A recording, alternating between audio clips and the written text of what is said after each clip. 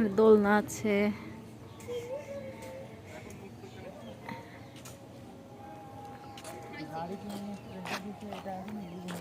ও এখন রাইখে দিছে, এখন দিনে। হ্যাঁ হ্যাঁ,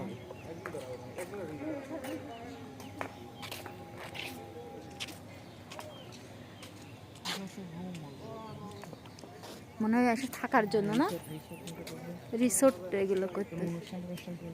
ও আচ্ছা আচ্ছা।